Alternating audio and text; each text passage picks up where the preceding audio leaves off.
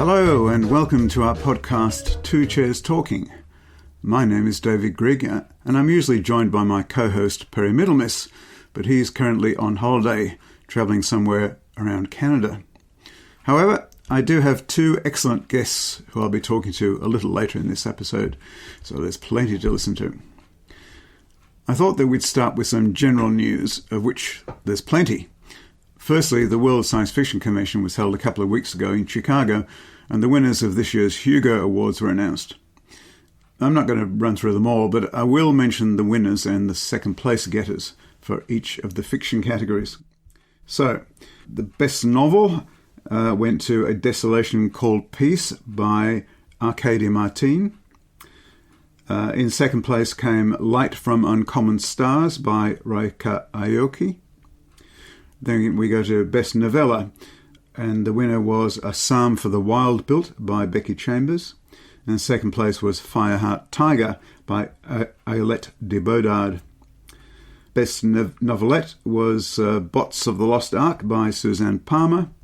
And second place was O2 Arena by, I'm not going to try to pronounce this gentleman's name. Best short story was given to Where Oaken Hearts Do Gather by Sarah Pinkster. And second place there was Mr. Death by Alex E. Harrow. Now, I have to say that I disagree almost entirely with the rankings of the Hugo voters, except perhaps for the winner of the Best Short Story category. Though, to be fair, I haven't read the Arkady Martin, which won the Best Novel, so I can't really judge that one. But certainly in the other categories, my pick for Best Work end up near or at the bottom of the voting. And in the cases of the Best Novella and Best Novelette categories, I would have to completely invert the actual rankings of the voters to get anywhere close to my own list of preferences. That's just my opinion. But all of this indicates to me that the Hugo nominators and voters and myself have definitely parted company. And I don't think I'll bother trying to read all of the Hugo nominated fiction next year. Anyway, there we go. But one bright spot, let's say, was the Astounding Award for Best New Writer, which is not a Hugo, but is given by Astounding magazine. And the winner there was Australian Shelley Parker Chan, whose debut novel, She Who Became the Sun, was on the Best Novel ballot for the Hugo, but only ranked 5th there. It was my pick for the best novel, but the Hugo voters decided otherwise, never mind.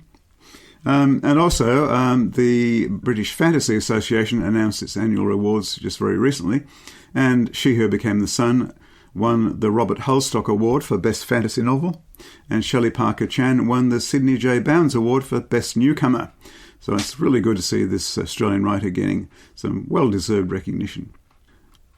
Shifting to the crime genre, last episode I listed the winners of the Ned Kelly Awards for Australian crime writing, and I can now give you the winners of the Davitt Awards, which are given out by Sisters in Crime Australia to women writers of crime fiction. And in those awards, the Best Adult Novel was given to Once There Were Wolves by Charlotte McConaughey. And the Best Young Adult Novel went to The Gaps by Leanne Hall. Best Debut Book, and also the Reader's Choice Award, went to Before You Knew My Name by Jacqueline Bublitz. So there we are. I haven't read any of those, but I must get to them. So there we go. All right, I'll now roll on to the first of our guests, which is Rob Gerrand. Rob has just published his first novel in the crime genre, which is entitled The Millennium Job, and I wanted to talk to him about that and about the publishing business in general. I'm joined now by Rob Gerrand, who's an old friend who has been involved in the science fiction field for a long time, which is how I came to know him. And he's also been involved in publishing and editing over the years. In fact, I think he published one short story of mine at one point. So there you go. So, Rob, you've just published your first novel, and it's a bit of a surprise to me that it's a crime novel. How come you decided on the crime genre rather than going for science fiction? Well, it's my first crime novel. I did actually publish a science fiction novel called Fortress about 25 years ago. So I'm actually almost '94 came out, so Ah, that was based on the movie Fortress that I was commissioned to write. So not really my idea, but it was a readable book. it was Anyhow, a novel. And it was under your name. Oh, that's definitely. I yeah, wasn't aware of that. That's yeah. good. So, but still, crime. Why But the crime genre? but the Millennium Job, Yes. I'd been writing different things, and I'd started this book a long time ago and hit a brick wall because it starts with a young woman after a big night out waking up on a Sunday morning and finding a man in bed with her. And Yep. she thinks, oh, God, what have I done? She reaches out to touch the man and he's cold and a bit of blood on her hand and he's dead. Yeah. It's a great start to a book. And she's never seen him before in her life. Yeah. And doesn't know what happened. And her memory of the night before, she had too many vodkas, is a bit blurred. Mm-hmm. So I wrote that scene and I thought, how do I get myself out of this? You see, I thought the crime novelists had it all planned out in great detail as to how everything works out and how it all came to be. It's one of the reasons I've never tried writing crime, I think. Well, some crime novelists certainly do that. Others are called what they term pantsers, by the seat of the pants. Yeah. And because when I was trying to think of a plot, I was getting nowhere, I then decided I'd have faith in my characters and let them take me wherever they did. Oh, yes, yes. And after writing that opening scene, which is quite gripping, as people tell me. Oh, yeah, it is. I suddenly thought about the Millennium Bug. I'd been working at ANZ Bank and I was part of the Millennium Bug team in the late 90s. And that was, of course, people worried that come 2000, when all the computer codes would switch over from 1999 to 2000, the problem was most computer codes only had the two last digits of a year. Yes. So people weren't sure whether 99 would become 1900 or 2000. Mm. And there were all these teams of IT experts worrying that a plane might drop out of the sky or a bank's finances would freeze or all sorts of things relying on computers would go awry. Yes. And huge effort was put into fixing all the computer codes so that when it flipped over, it was 2000, not 1900. Yep. And so I conceived of the idea that a very smart coder working on one of the banks in the middle of doing all that would surreptitiously write a little thing into the code that whenever there was a transaction less than a cent, half a cent, a third of a cent, whatever it was, it would be screamed off into some other account. Yep. And no one would know about this because no one worries about 0.25% or 0.5%. Mm-hmm. And over a day in a normal bank transactions, there's thousands and thousands of transactions. Over 20 years, there's probably $1 billion that's been creamed off. Yep. And I thought, if that's the case, the mafia will be after that. Yeah. And so yes. then I had the beginning of the novel, and the police, when they come, are trying to work out who the dead man is. But the problem is, when they get there, he's disappeared. Mm. And I explain the panicking of the woman who rings up her girlfriend, and they come and just put the body in the lift and hoping they won't be embarrassed or involved. When the police get there, it's not in the lift anymore. Mm. So they find some DNA, and the story is about how the police try and track down who the dead man is. Yep. Why he was in her bed, why he was killed, and through DNA, Detective John Nguyen and his team of two, Constable Cara McTeish and Sergeant Graham Brothers, they discovered that there's DNA links to a person in Sydney, a woman in LA, and a woman in New York. And so John Nguyen goes to try and find out what's what. And so it's a bit of an interesting chase, and people seem to like the complications of the plot, which I can't say I consciously thought out, but obviously subconsciously they came to me. Yes, yes. In fact, I had the privilege of having Shane Maloney, the great Australian crime novelist, launch my book at readings. Yep. And he said some nice things about the book for me. But afterwards, having a drink, he said, "Do you use a library cards, or how do you do the plotting?" And I said, "I didn't plot it." He said, "What?" It actually comes out a bit like a bit of Swiss clockwork. It's all pretty it all comes nicely together. neat. It all fits together. It all sort of fits together in the end. Yeah, that's right. That worked for you. And I know that you've gone on to write a sequel and I think a third book in the series. So are you following the same sort of pantser type of approach to that? Yes. Of, just letting your characters drive the plot. Yeah, you must have a seed of some sort of mystery, though. Oh, absolutely. Well, just like I had the seed that I explained about the Millennium Bug and missing money and who would be trying to find it, including senior bank people thinking maybe I can get the money myself. Mm-hmm. My follow-up novel is called The Green Job. And I took the advice of my friend Bob Sessions, who used to run Penguin Books in Australia. And he said, use the same police crew. Mm. And so I'd started again another book, again written the first scene of a scientist found dead in a lab. And I hadn't at that stage thought what sort of lab it was, but I said, what sort of situation could lead to a scientist being poisoned? And so I thought about what sort of reason could a scientist be poisoned? And I had him working in a lab on what some green activists thought was GM food.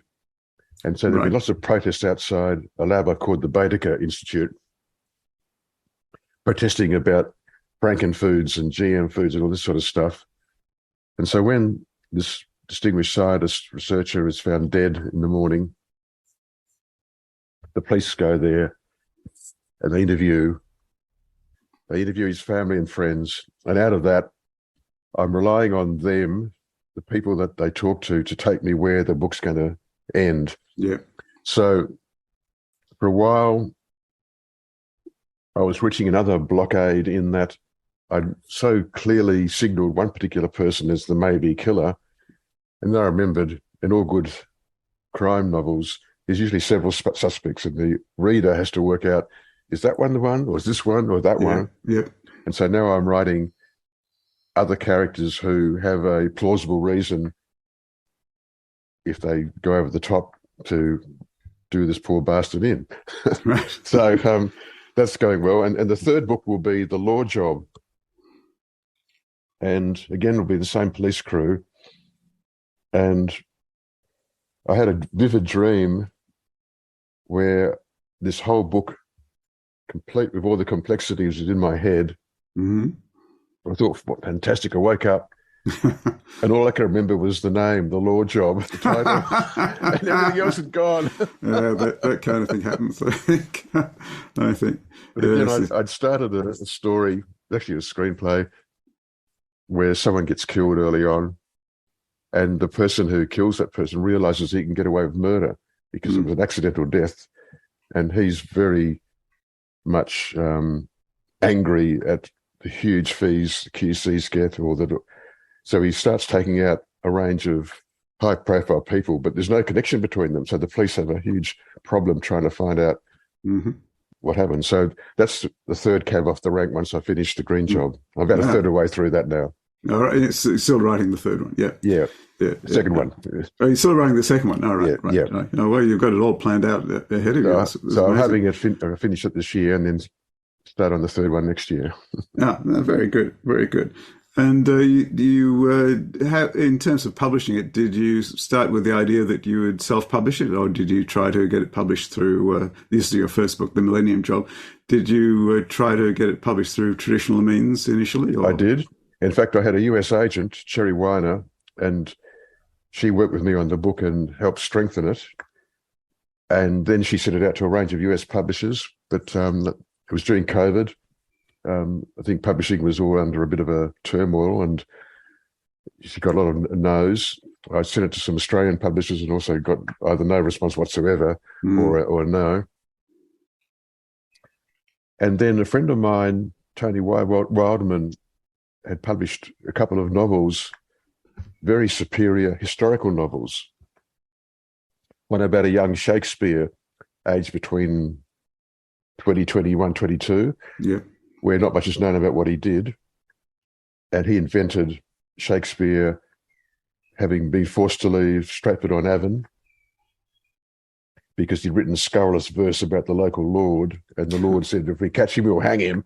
Okay. So he fled to London, bumped into Christopher Marlowe, who was working for Queen Elizabeth's spy master, Walsingham. Yes. And Walsingham gives Shakespeare a job to escort an illegitimate 18-year-old son of a peer and an Italian countess back to Italy. And so he travels on a boat through the Mediterranean and then up the coast of Italy.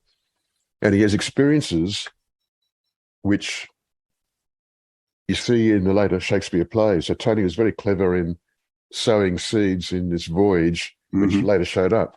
Yes. And I thought this was a really clever book, very well written, well researched, very credible. And Tony said he couldn't get a publisher, so he self-published it. Yeah.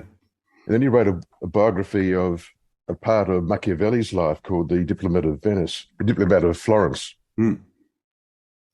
And again, to me, it's at the level of historical fiction of what's the Booker Prize winning English novelist who wrote Bring Out Your Dead and Hilary Mantel. Hilary Mantel. Yeah. I think he's writing at her sort of level of sophistication. But again, that's certainly high praise. Yeah. And again, he self-published that. So I said, how did you do this? Because I thought self-publishing was very expensive. And also it was an admission that no one wanted your work. But I discovered that these days, large numbers of good writers are self-publishing because it's now incredibly cheap through digital technology. Yep. And it's a small investment, but you can get your book distributed globally. And I decided to revive Norstrilia Press, which I've been part of with Bruce Gillespie and Kerry Hanfield from the 70s through to the late 80s. Yes. And so Norstrilia Press, so it means that anybody hearing about the Millennium Job can buy it in New York. It's printed on demand and they'll get it the next day or two. They can buy it in London, they can buy it in Melbourne, they can buy it in Sydney, they can buy it globally, or they can buy the e-version. The e-book, yeah. EPUB and get that.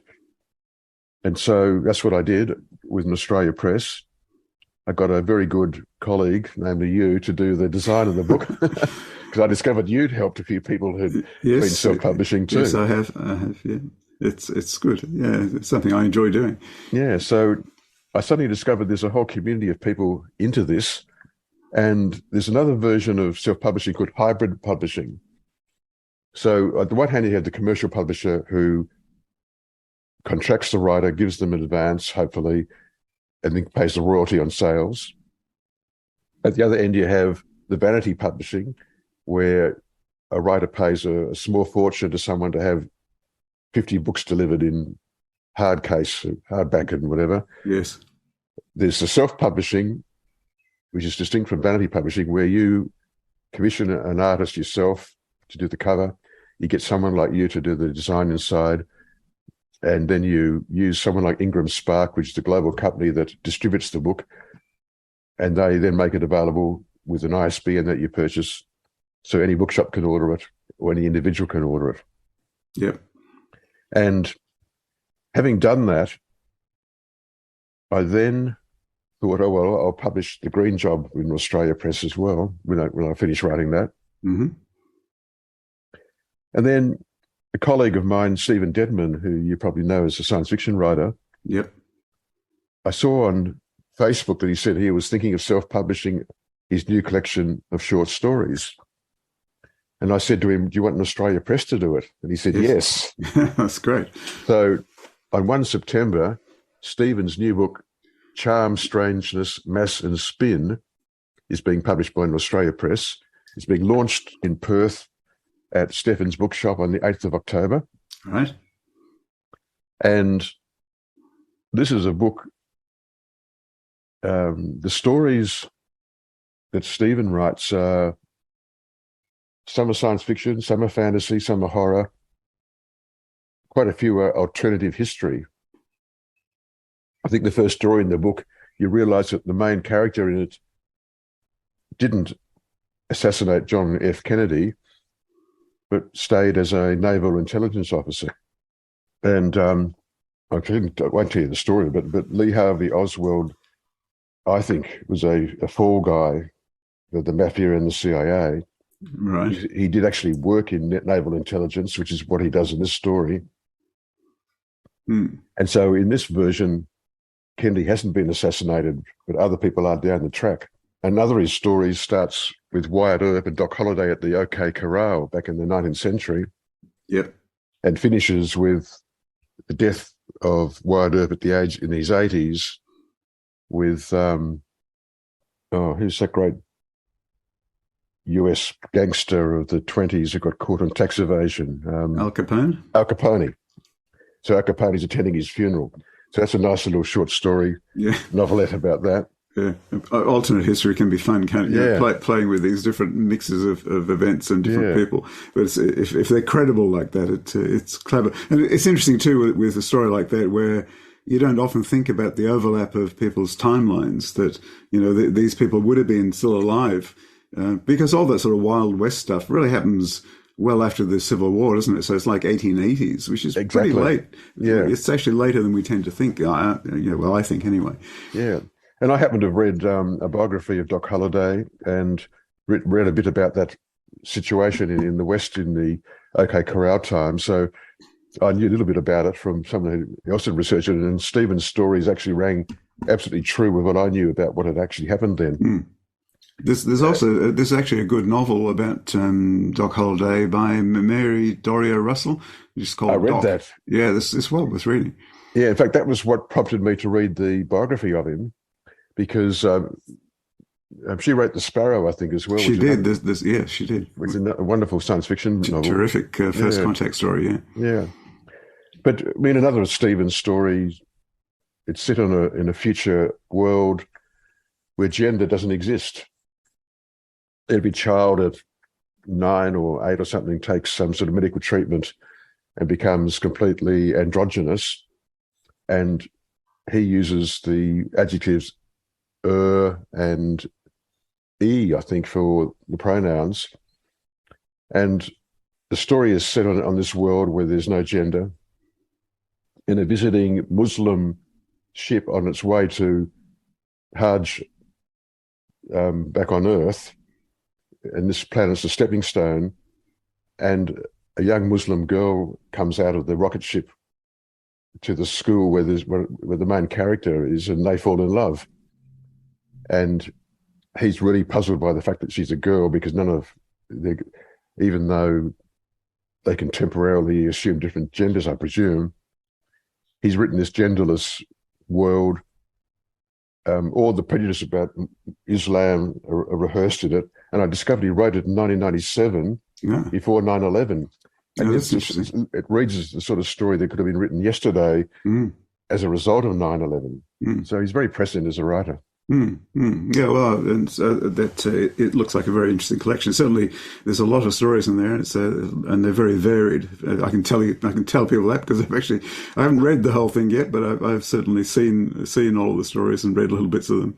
It's a kind of funny process when you're laying out a book, because you sort of just get little glimpses. Same with your novel, which I have now completely read, of course. But you get these little glimpses chapter by chapter, and you feel you sort of know the story. But then you should actually sit down and read the whole thing, of course. But which I do. Well, almost all Stephen's stories in this were published in other magazines, including Asimov's, and so that some people may have read them in different settings, but most people won't have read all of them. And he's a very good writer, very entertaining. Yeah, certainly. More than entertaining, he's also got something interesting to say. So where do you see the future then with Norstrilia Press? Are you sort of planning to expand it at all, or are you're not throwing it open for people to submit manuscripts to you as yet, I imagine? Yep. But, no, people are happy to submit manuscripts. In fact, I'm publishing a book with a distinguished writer in London, which I can't talk about until the whole thing is sort of settled down, but it looks like it probably will come out early next year. Yeah. It'll be a non-fiction book. And that'll be still under the Norstrilia Press. Yeah. In print, And he was delighted to be published by Norstrilia Press. No, terrific. Oh, that sounds very interesting. I'll be interested to hear more about that. So I'm certainly open to other people sending me their manuscripts, but I'll only publish work that I think is worth publishing. Yeah. And having been a publisher with Bruce and Carey some time ago, I know the process, and you do get a lot of things which are not publishable, some which are worth working on, and some which are gems when you first get them. Yes. So things have changed a lot since those days, though, haven't they? I mean, I happen to know that because in those days when people were publishing, you had to have a minimum quantity of books that were printed by a printer. And I don't know what it was. It must have been 500 or 1,000 or something. And at one point, I was helping store the back catalogue of Norstrilia Press underneath my house out at Eltham for quite a while. But but nowadays with print on demand, you don't need to do that. Exactly, and that was get one copy printed if you want, and leave it at that. Yeah, that was the financial barrier back then to doing it yourself, because you had to print if you wanted to distribute them to bookshops, which is the only way people bought them in those days. You couldn't buy them online, of course. There was mail order, but you had to know the book existed, and I'll get to that in a moment. One of the problems of any publisher, whether it's self or commercial. Mm-hmm. But back in the day, the two biggest problems a publisher faced, apart from getting a good manuscript, was you had need the financials to print 1,000 or 2,000 copies or whatever you go to print. And the second problem was how do you distribute it?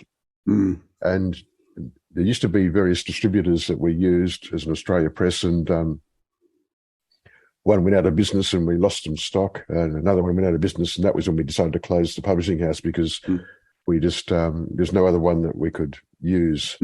But today, as you say, you only need to print 1 or 2 copies. Anybody can buy it globally. So the distribution problem is fixed.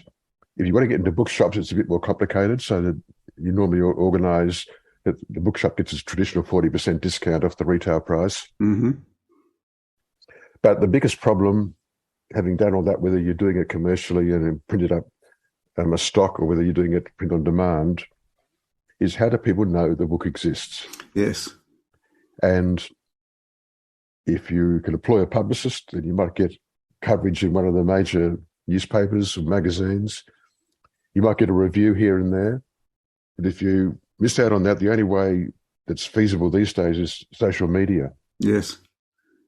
And so you've got to learn, which I'm trying to teach myself a bit, how do you best use Twitter or TikTok or Instagram or Facebook to get people to be following you as a writer for a start, so that when you send a message out, they'll pick it up, and being aware that your book actually exists. So getting people to review it, post reviews online, that's the hard part. Yeah. And that applies whether you're doing it yourself, whether you're Penguin Books or HarperCollins. So does this mean you think that small independent publishers have a role, or are all authors going to publish their own books? I mean, it seems to me that there's definite benefit of coming to an organisation like Norstrilia Press, which has got an imprint that you can say that they've published the book rather than Joe Blow has published his own book. So I think there's a benefit there of having an imprint. I'm not quite sure where I'm going with that question, but there you go.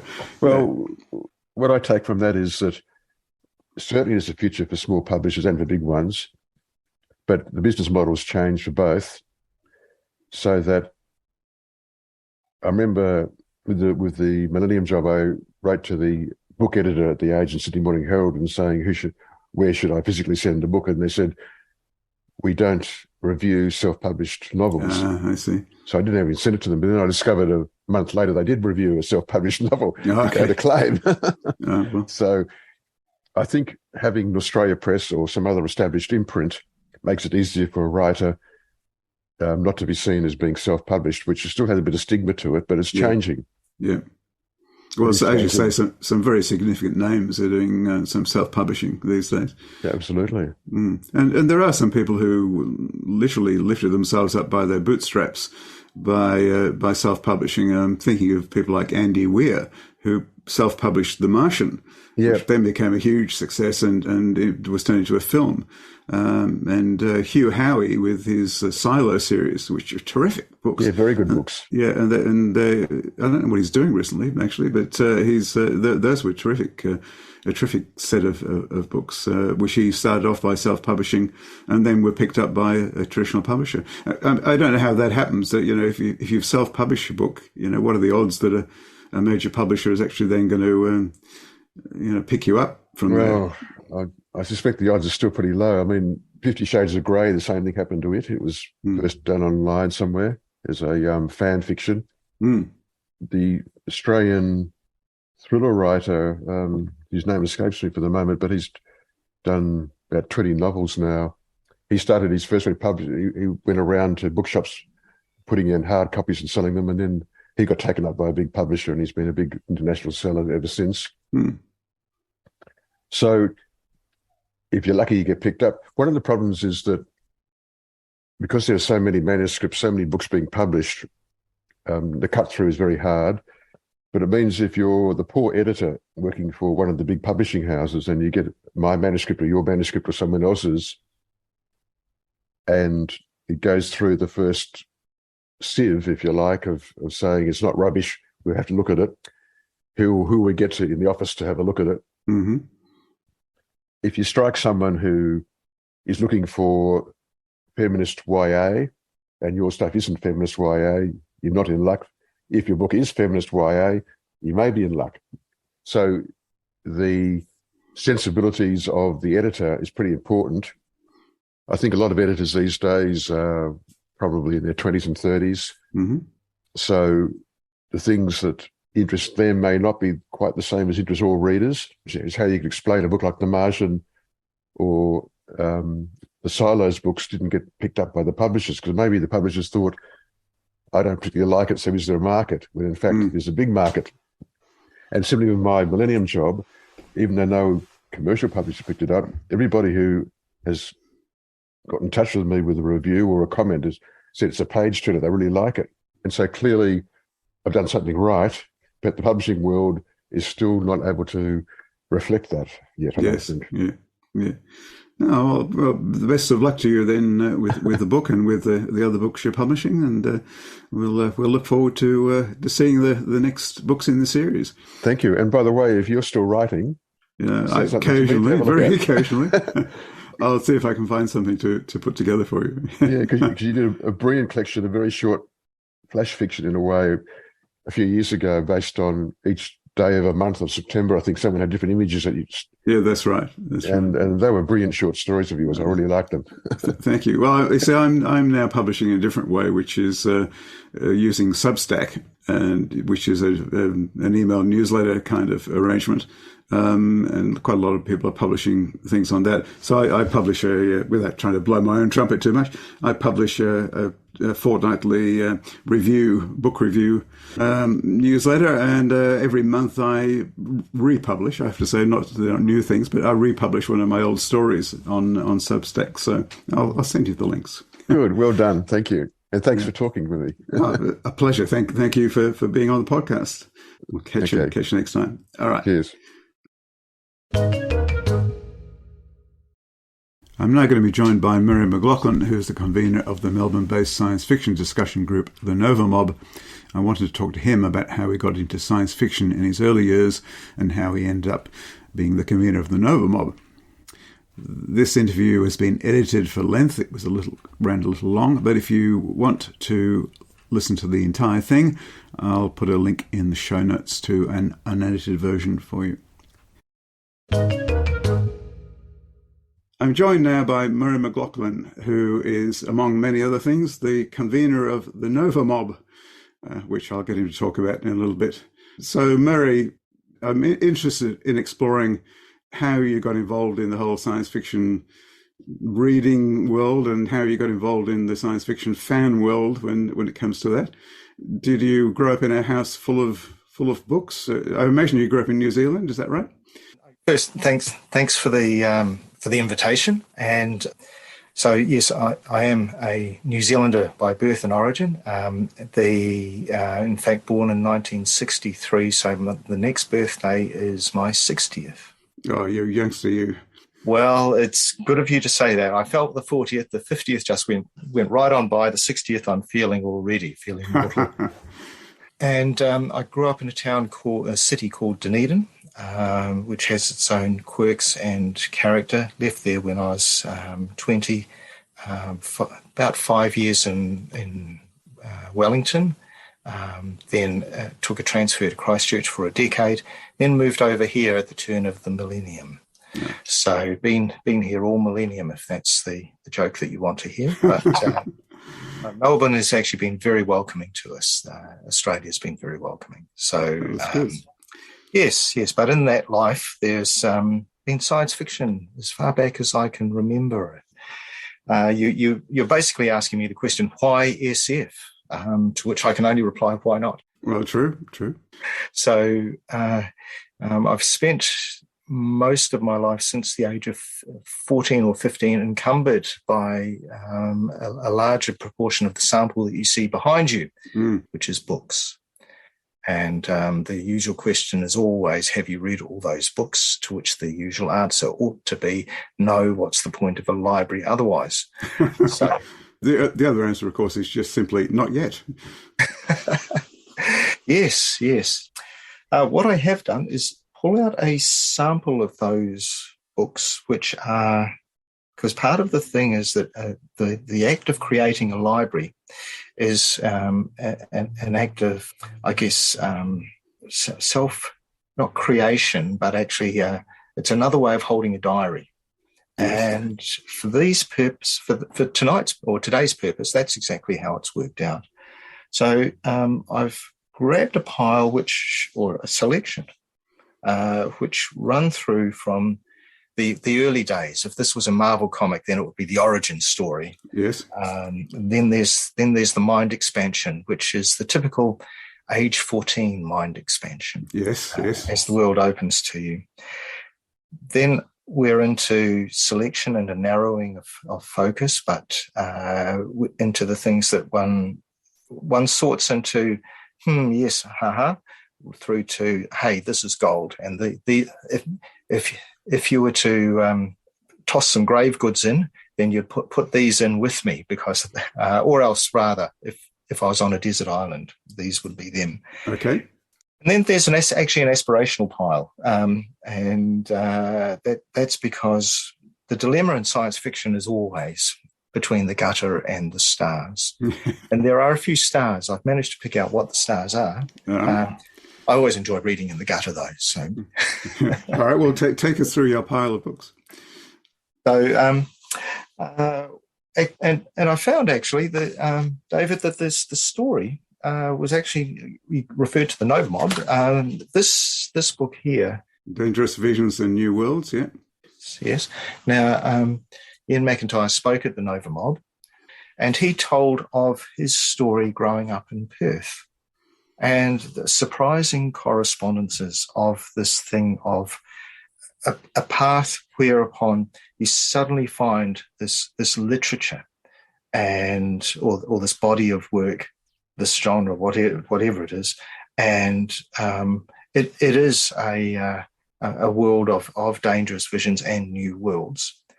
I think, and he went on to discover underground comics and some of the quite alternative fictions, as did I. And you could do that even in a town of 120,000 people.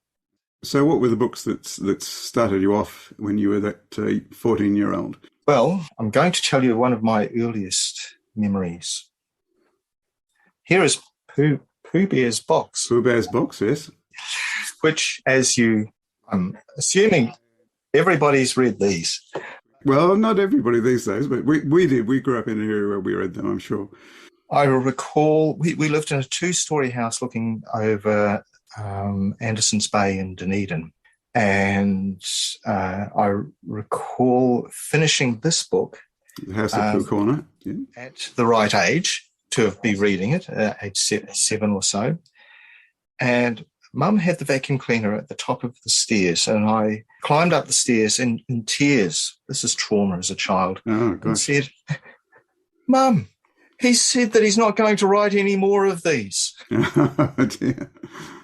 And then in one of those moments, like the mistress cleaning the back of the cupboard in Muriel's wedding, the person came out with just this entirely bland statement, which is cutting when you receive it on the other side, which is, oh, no, he hasn't written any more for years and years and years. I think he's dead. No.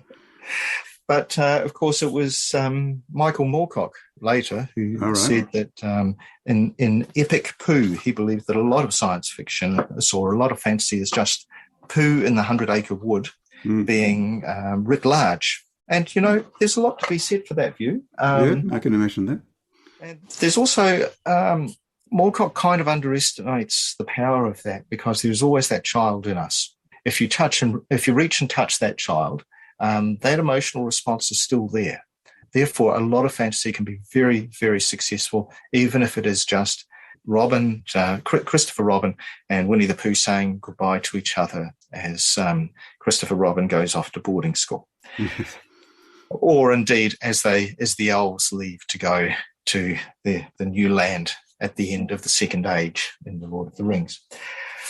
So, Anderson's Bay. It was we're on a half-acre house or property, and we overlooked the high school because we were right at the very bottom of the part of the Otago Peninsula that where it meets the flat land, the isthmus that is just a sandbar between the hills of Dunedin and the hills of the Otago Peninsula. Uh-huh. For those who haven't been to Dunedin, it's basically one volcano, and then the middle collapsed and formed the Otago Harbour. Uh-huh. And the peninsula protects the harbour. The harbour itself is actually very shallow. My father tells a story of after a night on the town, a friend of his said, "Look, I've got to go over there. That's where my house is, up on the suburbs of Waverley. I'm going to swim across." And then he told the story that he was halfway across. He thought he was done for, and he actually gave up, and he sunk to the bottom. He realised he could stand up, and he walked the rest of the way across. So we looked our outlook to Dunedin was between two cliffs, the two knobs. One of them was Waverley. My bedroom looked out on a quarry to the south. There's a former quarry to the south before you went through to the to the hills beyond. And in that bedroom, I read many, many books. The bedroom was really my cave. Yes. So when I was at Anderson's Bay Primary School, I got this as a book prize. 2,000 Leagues Under the Sea by Jules Verne. We got given there's a prize called the Jeffrey Memorial Award.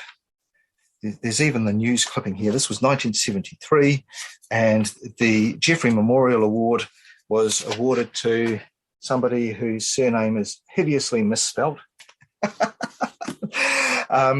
The thing was, we got given $5 and went along to a bookshop, and it was actually the other book that I bought. This was $4.20, and with the remaining 80 cents, while my two fellow students bought encyclopedias with their $5, I bought 20,000 Leagues Under the Sea and Amabel Williams Alice. She was a very good anthologist. Out of This World was the main one she did. And Tales from the Galaxies. It turns out that this is one of the formative anthologies of Joe Walton, so I find looking on the internet. It had in it Leinster's Exploration Team from 1956, which I thought was a ripper of a story. Yep. A Robert Sheckley, The Odour of Thought, which is on the cover. The cover's a great cover. It's got some dragons with no eyes who are listening for the odour of thought. John Wyndham's The Red Stuff as well. So that set me on a path of, so that was 1973. I was coming up for 10 and about to go into what was called intermediate school. But our parents were very good. and they had a view that we should have a comic as a subscription. Yes. And we should also have access to the library. And the children's library in Dunedin was a strange thing in hindsight. The adult library had, of course, grown, and that had been set up by an endowment from the Carnegie Foundation. And so around the corner on Stewart Street in Dunedin, there's, and opposite the cathedral, there's a row of Victorian terrace houses, and the City Council bought 2 of those. And because they're on a hill, with the 2 of them, they knocked a hole in the wall between the 2. And because of the hill, they then put in some steps to go to the hole in the wall from the lower house to the upper house. Oh, yeah. So you climb up this very narrow Victorian flight of stairs, about 40 of them. You'd hand in your books at the window, and then there was all the picture books and all the kiddies' books. Yes. And then a world to explore, a world of books to explore. And when you got a bit older, you went up the steps, and then you had all these other books to explore. And, of course, the issue desk was before you went down the stairs on the second house, back out onto the street. Right. A couple of books from there stand out. First of all, I discovered Andre Norton. The Star Rangers, Andrea Norton, yeah. She was an introduction to science fiction for so many, many people. There was also before then a picture book in 1970 called Wump World, where the pollution, a race called the Pollutians, All right. land and on a planet and take over from the harmless creatures that on that planet. They're resorted to living in caves. Basically, the world turns to a dire mess. This is a book by Bill Peet, and then having created the mess and shat on everything, basically, they then leave to go on to do this to the next world. That sounds familiar. Yes. The author Bill Peet says there are interesting parallels between Dr. Seuss's The Lorax, which was published a year later, and his book. Good. So it was that, and there's also on holidays the Tintin. Yes, it was a graphic novel, as you call it these days. Yes, and also Asterix. I actually ended up Asterix was great. Ended up buying one of the few books that I was buying new at the bookshops when I was foraging for second-hand books. And ended up picking up a few first editions, and I priced them, and they're all $100, $150 each to buy, because of course kids' books get munched. Unfortunately, we're doing the house clean out. My father was still embarrassed about this. He gave them to the local bowls club for a sale, so somebody in Christchurch has got a bargain there. And The Earth in Space, was this a non-fiction book? Yeah. It is a non-fiction book. This is lots of astronaut pictures and rockets, yeah. Basic science introduction. So all it is, really what it was it's learning about the world, and learning about the world through fiction as well as fact. And and even then I had reasonably good filters on it, because I ended up with a von Daniken book being given to me by my elderly Nana. Oh, yes. Passed away just short of her 100th birthday, and preferred it that way. And so what's the von Daniken book? I'm thinking of Chariots of the Gods. Oh, that's the Chariots of the Gods. That's right. I was thinking of Velikovsky, Worlds in Collision.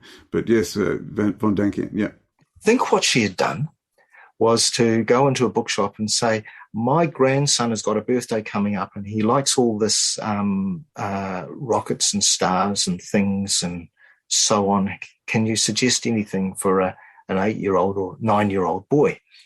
And the helpful person behind the counter dealing with my Highland Scots grandmother said, oh, von Daniken might be your answer. I'll take that one then. And I knew enough from reading through that it just looked like crap to me. So okay. Already there were some filters happening, which is a good thing. Yeah, indeed.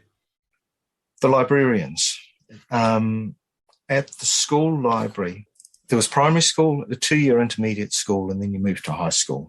Mm-hmm. At the intermediate school, I encountered this one here, Thomas Dish's anthology, The Ruins of Earth. The Ruins of Earth, yeah, Thomas Dish, yeah. It's got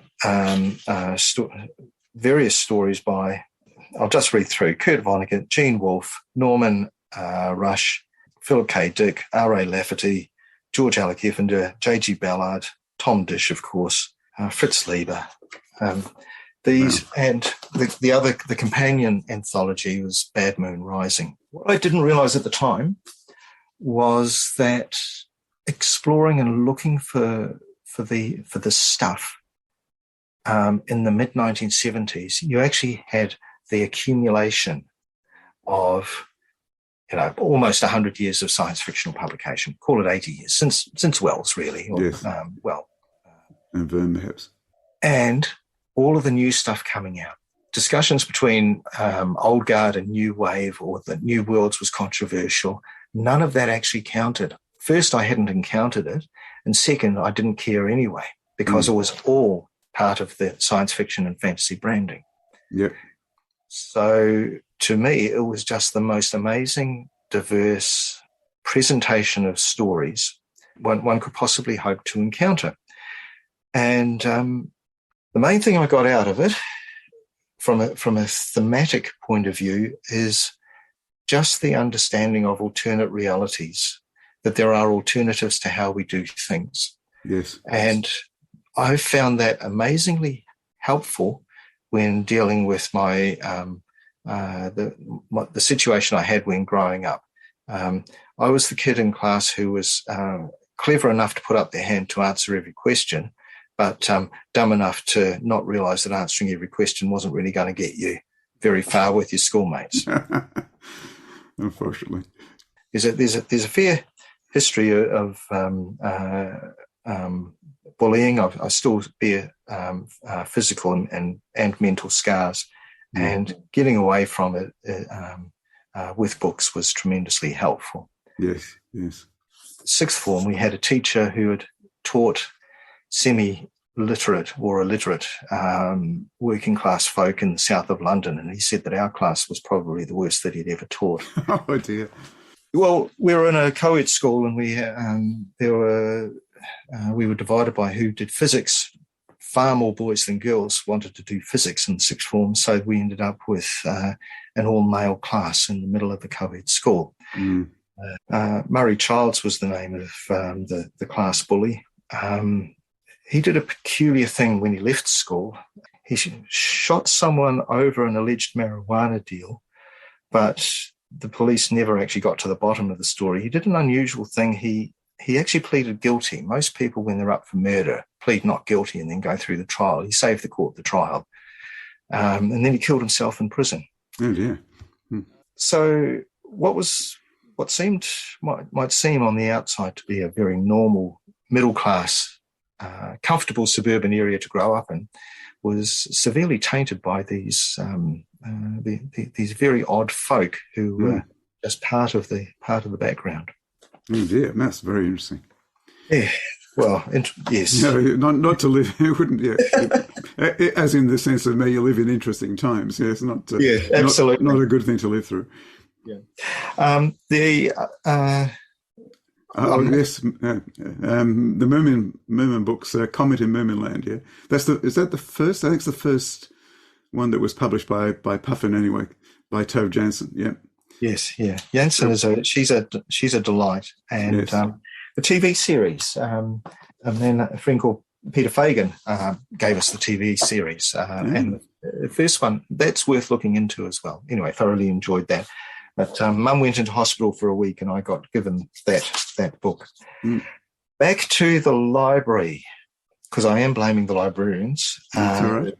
When you made it through the doors of the Carnegie Library, you had to go. It was not wheelchair accessible, as these things are these days. You pushed open the door, you were confronted by a wall, you turned right, you went through another door, and then you went along almost a gallery past all of the issue desks and so on. There was a separate science fiction section, and I discovered this in 1977, 78. underneath the shelves in that science fiction section, they had a thing called Noumenon. Noumenon is New Zealand's first and possibly, with Phlogiston, the premier science fiction fanzine of New Zealand. Brian Thorogood of Waiheke Island, who is still involved in science fiction, put this out, and very attractively done too. And I suddenly learned that there was a fanish community in New Zealand. A regular contributor was somebody named Greg Hills, of course, who is well known over here in Australia. And Nigel Rowe, now in Chicago, and Perry has just met him for lunch while over there, set up a thing called the National Association of Science Fiction in 1976. And this was in direct response to AussieCon. Uh-huh. So I suddenly discovered there was a network, which was great, but all of these names all appeared to be far too exalted for me as a mere 14, 15, 16-year-old, which of course is not true, but, you know. That's how you feel when you're that age, I know, yes. Yes. So I learned that there was a NASF, and it turns out that friend of a school friend, his father was a member of NASF, and that was a man named Dan McCarthy. And about that time, too, a thing called Aotea Rapa was formed. You see, New Zealand had an apazine through to from the mid-1970s through to about 2000 and mumble, or 2000 and mumble. And we knew of ANZAPA, because I became an APA hacker. We knew of ANZAPA, but always thought that the NZ and ANZAPA was always a bit dubious. Yes, I agree. I think it was chosen because it sounded better than the original, which was APA. Yeah, mellifluous, isn't that the right word? Mellifluous, yes. Yeah. We felt in the position of Neil Young and Joni Mitchell being told that they're American or US artists rather than Canadians. Yes. Because Australia may as well have been the UK or England, as far as we were concerned. Dan was a lovely man. He passed away, I believe, 2014. Had a wicked sense of humour, and between us, we would conjure some mischief in the apazines. But 1970s, I discovered also at the when reading through all of this adult science fiction, there was an encyclopedia of science fiction. Oh, Peter Nichols, yes, edited by Peter Nichols, yeah. It's since been supplemented, of course, by the Clute, the Encyclopedia of Science Fiction, John Clute and Peter Nichols. The difference between these two editions and the first one was great because it had lots and lots of images in it. The second one was great because it continued that wonderful combination of scholarship and fanish enthusiasm, where they just get it just right. And Foundation, I had a subscription to Foundation magazine for many years because Foundation also got it just right. And then they went to academic. People started getting publishing credits. But in this one, the third edition actually does include me on various aspects of New Zealand science fiction. Very good. So that's one of my few publishing credits. Another publishing credit is actually anonymously in Australian Science Fiction and Fantasy, yeah, edited by Paul Collins, yes. Yes, the MUP Encyclopedia with forward by Peter Nichols. A lot of this, Sean McMullen's notes went into this. But Philip Mann came to me and said he's been asked to write a piece because Canada is obviously part of the United States, so therefore New Zealand must have a piece here. And so I wrote a piece based on my researches, and then he sent that through, having added his piece as well. And so it was a co-authored piece. And Philip Mann is a lovely, lovely guy. And I do recommend his works to anybody interested in New Zealand science fiction. So Elizabeth Knox, popular writer. Philip Mann, I think, is closer to the pure quill. He does have a slightly, there's always a science fantasy piece in it. So those who seek pure quill science fiction with, we can accept faster than light travel, but we can't accept things that Andre Norton would write about, like, telepathy or the Gaia hypothesis. Well, Philip Mann does put those pieces into his work. He passed away just 2 weeks ago now. Yeah. Very, very sad news. When I moved to Wellington, he had he ran a workshop on the writers of science fiction, those who had influenced him. Mm-hmm. And I attended that for 6 or 8 weeks, may have been longer. And what I learned there was with the War of the Worlds, we dissected the first page of the War of the World. Wow.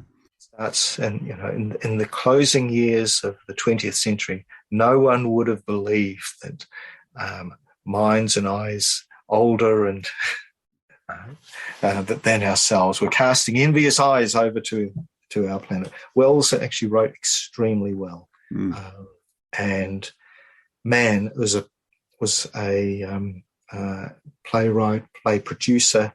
He really knew how words ought to sound, and so he had that very strong oral voice in his head when he was writing, and that comes through in his prose. It's a pure delight. A few mentions of New Zealand science fiction. Michael Moore, one of the earliest references I've come across was in this anthology, Before Armageddon by Michael Moorcock, which had someone called Tite Hopkins, and they were the relic, or the story was about the somebody from New Zealand travelling back to England after post-apocalyptic to find out exactly what was going on. The first New Zealand science fiction short story is in a collection that also has published in Christchurch about 1863. It has a Samuel Butler story in it from Erewhon. And as a result of that, it's highly collectible and almost invisible. It's very, very hard to track down. So the first step in trying to track down New Zealand science fiction is a tough one. When I left Dunedin, or because I had this, when I was at university, I finally found a group of sympathetic friends, which included Dan McCarthy's son, included my then girlfriend, included a man named James Dedman, who's now the art critic for the Otago Daily Times, which is Dunedin's daily newspaper. We had we had nerd student parties, and to the point where, and we had some themed parties. So that was my connection with the National Association of Science Fiction through these people, and fandom. And so we had a few, as a result of that connection, we met up with some wonderful people. I must mention Space-Time Buccaneers. This is Ian Gunn's magnum opus, but Ian and Corinne Pendergun stayed with us in 1994 when they were on their fans tour of New Zealand. Very rare that I've got on so very, very well with people so very quickly indeed. And that's one of the joys of fandom, is that you do meet some quite wonderful people. Yes, indeed. And I've tallied the conventions that I went to. My first one was in Opticon. Opticon in 1982, which was in Dunedin. And then it wasn't until another convention in 1986, Helicon, that I was my second convention. And I pretty well finished the convention run in 1996 in Christchurch, when I helped organise the NatCon that year. Our guests there were a man named Robert Sheckley, also Wes Takahashi, and Margaret Mahy. And Margaret Mahy's just absolutely superb. Octacon's guest in 1982 was David Harvey. He had won Mastermind for his knowledge of The Lord of the Rings and later had a book published about The Lord of the Rings by Allen and Unwin. Mm. And for all of those, when the movies came out and there was all this stuff from out of the United States that was claiming that Tolkien was guided by, had a religious subtext in the way that C.S. Lewis did. And of course, years before, Harvey had dispelled anything along those lines. Okay. All right. So you came to Australia, or am I zipping ahead too fast? That's fine. I came to Australia complete with books. I said to Natalie, just pack everything up, and we've had a few garage sales, and I don't want to know the final amount. Natalie had done some studies in, my wife had done some studies in Christchurch, and postgraduate took her to Melbourne University. So came over here for that. But I'd about done my dash at the place where I was working. It was Feltic's Carpets. As I said, Melbourne's been very, very welcoming. The one person who wasn't welcoming to us was fortunately from Sydney, so we didn't need to recategorise all of our Melburnian connections. I see. How did you get involved with the Nova Mob as the convener? Oh, now, let's see. I knew of Lucy Sussex because of my interest in New Zealand science fiction. There was some connections through it's Ian Gunn and Corinne Pendergun. So the connection with the Melbourne Science Fiction Club, and then it was, I guess, clear there that I was more interested in the books, the Samuel Delaney's and the Ursula Le Guins and all of those who pose alternatives, rather than, say, Doctor Who as it was then. Mm-hmm. And start getting into conversations with people. And I heard about this thing called the Nova Mob, and was invited along. Andrew McRae's place. It was back when Lucy Sussex and Julian Warner had it at the Nova Mob at their house. I mean, they ran that. They were coordinated for 20 years or more. 25 years. It's a very long time.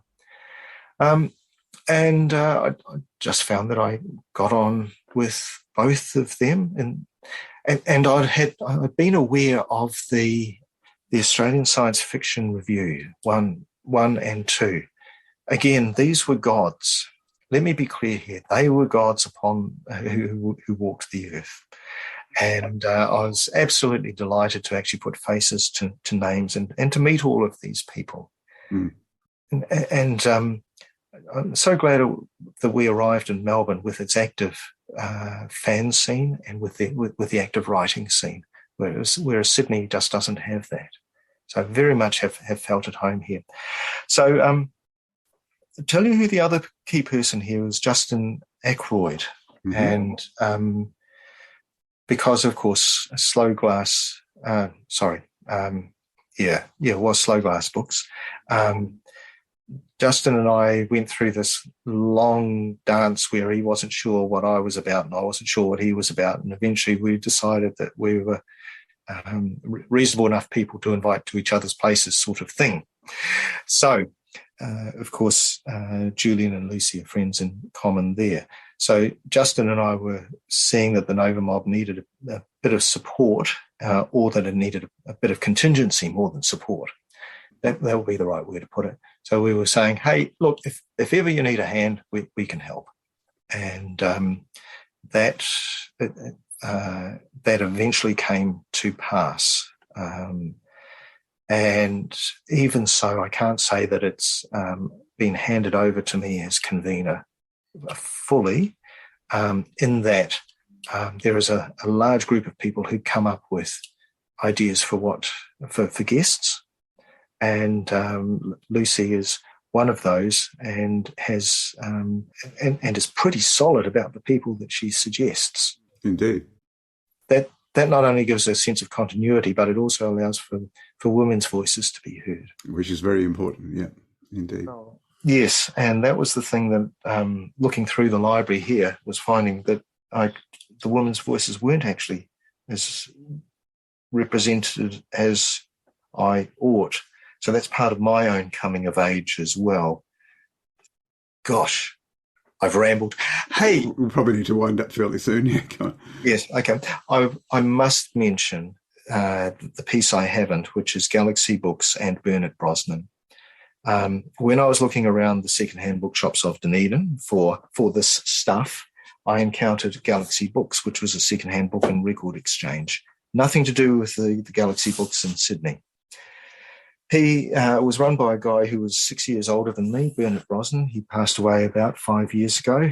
He had a glass jaw and enjoyed boxing when he was younger. Easy to describe a boxer as pugnacious, but he was actually a really good guy. He was the older brother I never had. After I was hanging around his bookshop and chatting with him about science fiction, because he seemed to know everything, he even had copies of Newman on there and also copies of strips. So he was hooked in to the what was happening. He asked me to work for him, and I ran the bookshop on Friday nights and Saturday mornings. I learned how to run a small business, but I also got a whole bunch of stuff. And this is, if you like, the core me of science fiction, having grabbed books every Friday night that came in because I had first choice of the stock. So, all right. So William 10, what's the title? I can't read it. This one is The Square Root of Man. I've collected the entire series of his short stories. I discovered R.A. Lafferty. R.A. Lafferty, yes, that's a wonderful collection, 900 grandmothers. I must say I find him better in short fiction than long fiction. I didn't much like his novel-length Past Master, which I've just read, but never mind. I agree with you. I started collecting Ace Stubbles. Oh, yes, this one is the Jack Vance one with the Dragon Masters. Oh, yes, Dragon Masters. And the 5 gold bands, yes. Vance, I'm a big Vance fan. And again, this is this thing about knowing alternatives and finding alternatives. So for somebody who is in this weird yet constrained Presbyterian city, this was a bit of a revelation. Lem? Stanislav Lem, yes. Futurological Congress. And Avram Davidson's collection, What's Strange... Stars in the Skies, yeah. Stars and Skies, which includes All the Seas with Oysters. Oh, yes. My favourite Delaney's. Yes, The Ballad of Beta 2 and Empire Star. Possibly the book which has been the most, let's see, the one that's most influenced my perceptions, or where the writer has actually profoundly influenced how I've... I don't know that title, J.G. Ballard, The Unlimited Dream Company. Is that short stories or...? It's a novel, and it's all of the things that he does in his short stories, which I used to read on the beach during our family holidays, all of the things he tries to achieve are achieved in that novel. I must look it up. It is superb. There are two... Now we come to the grave goods because we are wrapping up. Borges. Oh, yes. Jorge Luis Borges. Collected Fictions. I have a copy of that, and I refuse to lend it out to anybody. Yes, well, after many years of collecting various editions and translations, there we are, Dream Tigers, The Six Problems of Don Isidro Parody, Dr. Brody's Report, The Aleph and Other Stories, Labyrinths, of course. Yes. The best translation by far is Andrew Hurley's translation. Yeah, I have a copy, and I think I've also got the biography. No, it's not a biography. It's a collection of his prose, as well as the matching set. The other grave good is The Tales of the Arabian Nights. This is a Richard Burton edition. Oh, yes. And it's a consolidated one. But every so often I go back to that. There are 2 other things that I need to cover, and that's it. And I'm not even going to read out my short fiction. So there we are. Okay. While at Galaxy Books, I also discovered the world of underground comics. Yes, comics. Yep, good stuff. Crumb, and in particular the French ones with Mobius and Richard Corbin. New Tales of the Arabian Nights. And Gal and Dionne. Conquering Armies. Don't know that. There's also one which is... but also I got from Burnett this edition of The Lord of the Rings. Oh, yes. And I must mention in the 4 years that I was at university and the year after that, my first partner, she's a lovely lady, but I was far too young and didn't think I was. This is the rice paper edition of The Lord of the Rings, and it's an absolute pleasure to read, and has a treasured memory, and it's probably the most glorious book to read in the collection. The reason I mentioned my previous partner was that when we first met, she had read The Lord of the Rings 3 times, and but at the end of our relationship, she had read it just over 30.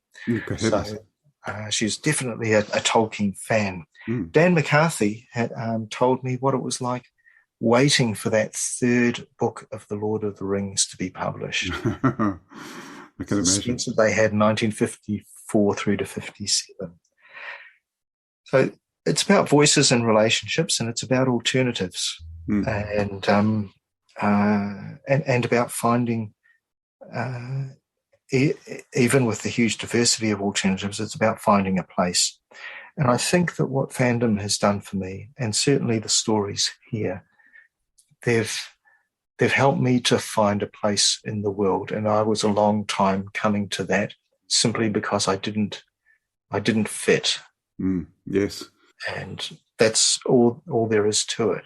So, all right, Murray. Well, we've been talking for a while, so I think we might sort of wind up there. Okay. Thank you very much. Thank you very much for being on the podcast, and we'll hope to catch up soon. All the best to Perry too, as he comes back from his travels overseas. Indeed. So, okay. Thank you for the invitation. That's been very, very interesting. Thank you very much. And that's all for now. Next episode, Perry should be back from his overseas trip, and I'm sure he'll have plenty to say about that and about attending the Wilcon. Until then, it's goodbye from me.